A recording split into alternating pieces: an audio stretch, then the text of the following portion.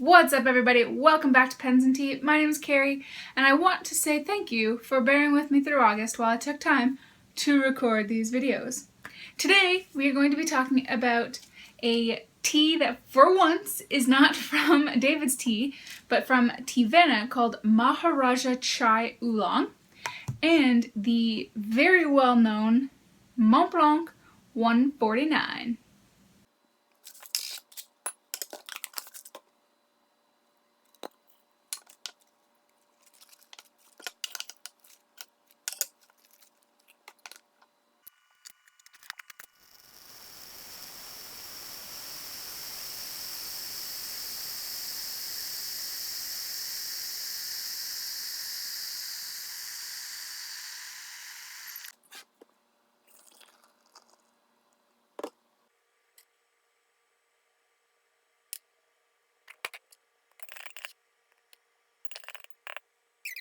So this tea has been around for quite some time. This is actually one of the first teas that I started drinking back when I got into loose leaf teas, which I'm going to say is about 2009. And it's still around. And it's still around because it is blimmin' amazing. If you like strong chai, like you have to like strong teas with this, then you're going to love this because it packs a punch. Even just the smell.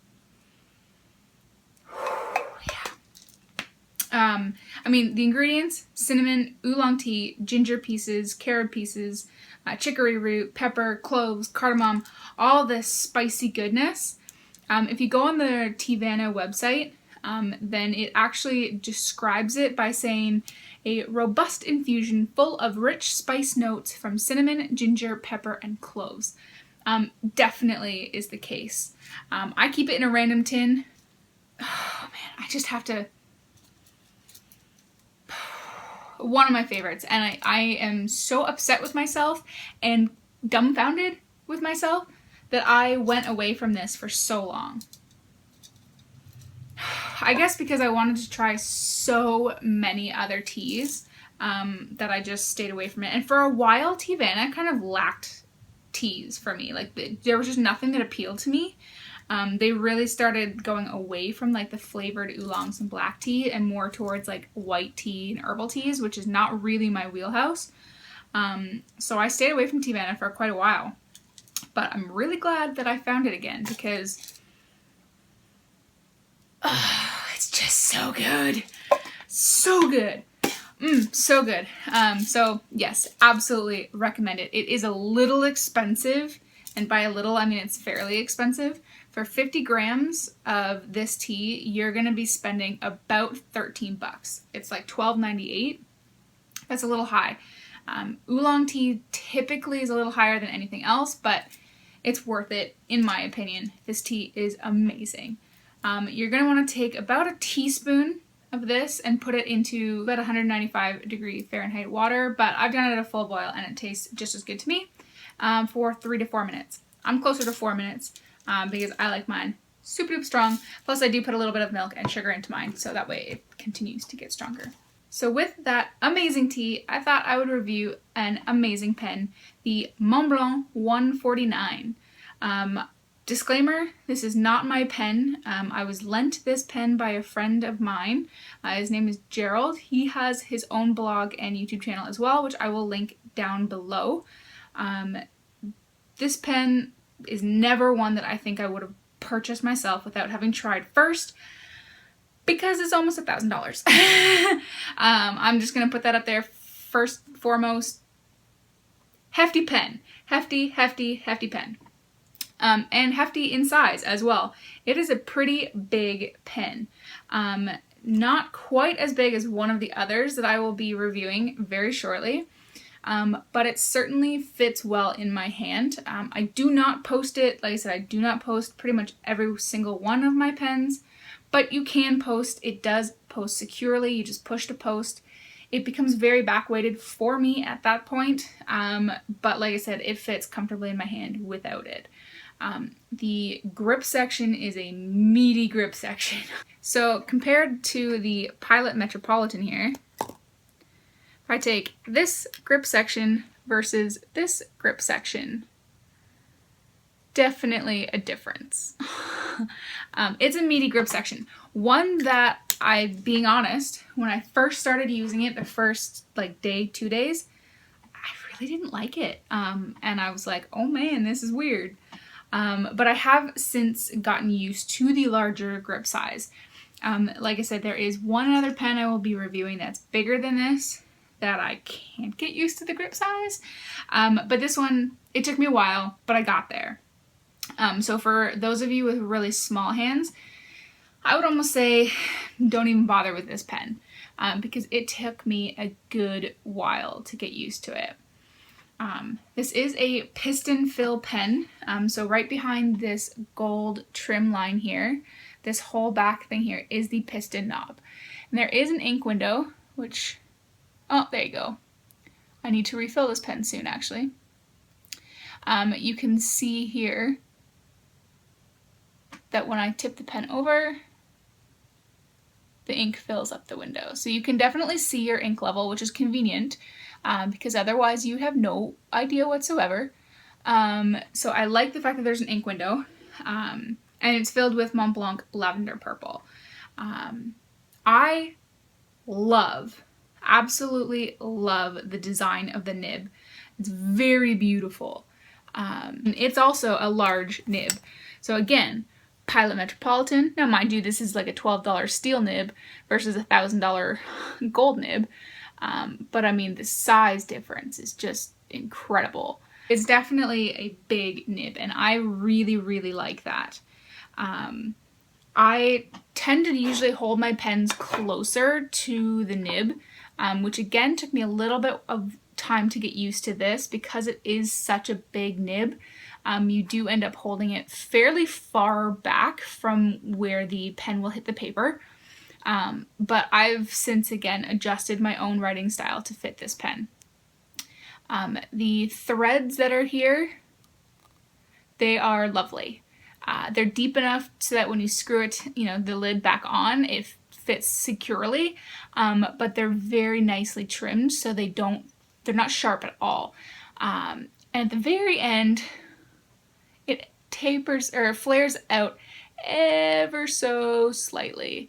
And this is a relatively rigid end here, so you're definitely going to feel if your finger goes over. Because it does have a fairly short grip section, so your thumb will sit on the threads. But like I said, it feels beautiful to me. And you're definitely going to notice when you go over here, so you're not going to get ink all over your fingers. Speaking of ink though, this is a pen, because this beautiful nib is so large, you are going to have to take into consideration the method that you fill in. And what by that I mean is if you have, where is it? This amazing ink here, Gerbant Lidité, you are not going to be able to fill anything from this bottle because the filler hole is down at the very bottom. So you have quite a large amount of space that you have to fill. So basically this nib is the entire size of this bottle. So you're not going to be able to fill from this. Likewise, you're not going to be able to fill from a bottle such as this. Because the grip section is thick, you're not going to be able to get it into the neck of the bottle. So it's peculiar as far as what you can and cannot fill in. Now, don't mean to say that this necessarily has to go hand in hand, but this is a good type of bottle because you're going to be able to dip the nib in all the way. You can tilt the bottle actually like over so that you can fill this all up. The neck is going to be big enough, the opening is big enough, all that good stuff. Same with a Noodler's bottle. The opening itself is very large. You're going to be able to dip pretty far in. Now, of course, once you start getting to the end of the bottle, then you start to run into issues just like any other thing. So this is not going to be a pen that you can easily fill from sample vials. It's not going to be a pen that you can easily fill from just any old bottle. And another thing I don't really like about it is you cannot take this apart. You should not take it apart, is what I should say, actually. You can technically take it apart, but you need to get special tools for it. Of course, you void the warranty, and with a $1,000 pen, that is a big risk that you have to be willing to take. SBR Brown, Stephen Brown, he does have a video of how to take this apart. He goes over all the warnings in there as well. So I'm not going to get too hefty into that. I'm going to go with the rules and just say that you can't take this apart. It's not like a TWSBI. And because of that, it's harder to maintain. So you're going to have to clean it out the same way you fill it. So twist, untwist, twist, untwist, twist, untwist 100 million times until the pen runs clear. It also means that you're not going to be able to re-grease the piston on your own. So a few years down the line, you're going to have to send it in for maintenance. Unless you decide to bite the bullet, buy the special tool to open it up, and see if you can give it a go on your own. So that's a big con for me. Coming into this pen, I thought I would absolutely love it with 100% without a doubt, because there's so much hype over this pen, so much hype. And I understand it. It's a really awesome pen. I love the trim around here. Of course, the snowflake or the star, whatever you want to call it, is beautiful. The plastic feels amazing. Normally I would say, well, it's another black pen, but this is kind of the classic. I mean, this is what really the other pens look forward to. This is like the big brother that the little brother wants to look up towards. So I definitely can't knock it for that, because this is the original. The clip also has great tension, so I really, really enjoy that. But yeah, I do not like that you can't open it. At the very least, I don't mind not being able to take the piston out. That doesn't bother me. At the very least, I would like to be able to unscrew the nib unit. Once again, I don't have to take the nib unit apart. I just want to be able to take the unit out so that I can re-grease the piston, I can clean out the piston, and it's going to be significantly easier to clean and maintain that. So that's the big thing. When I first used this pen, I thought it was going to be the size that I would have to get used to or not like so much. Not really. Like I said, I've adjusted my writing style, the way that I hold the pen. The weight of the pen is perfect. It's not too heavy, but it sits in my hand well. And I really, really enjoy that. It's not as heavy as I thought it was going to be, but then again, it is a plastic pen. So I really don't mind the size. It's ever so slightly large. I mean, my fingers usually are tight like this.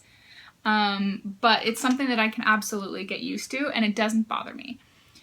It's the fact that I can't take it apart. That really kind of grinds my gears a little bit. But at the end of the day, no matter what the pen filling system is, no matter what it looks like, no matter anything, all that really matters, the most important part, is how the nib writes. So let's jump into the writing sample, and I will show you what this bad boy can do.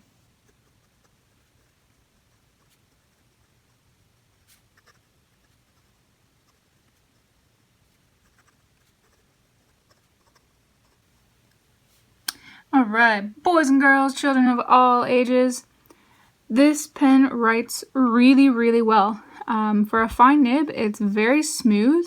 There's definitely no scratching, which, to be honest, I would expect on a pen like this, of this level. Not to say that price has anything to do with the quality of nib that you necessarily will get, but I definitely would expect something to be good on this one. Like I said, this isn't my pen, so I'm not going to push it too far as line variation goes, but it is a relatively stiff nib for being gold. You will get a little bit of line variation, so I would say you can go from about a fine to a medium, but you're definitely not going to get, a whole lot of bounce or anything with this nib. It's relatively stiff, which, if that's your thing, awesome. I usually prefer a little bit of give to mine. I do enjoy that this is a relatively wet pen, especially for a fine nib. So I really like that. Ink, by the way, is Montblanc Lavender Purple. I'm not usually a huge purple ink fan, but this is a real beauty in my opinion. All right, let's see how it does with fast writing. which apparently I don't know how to spell when I try.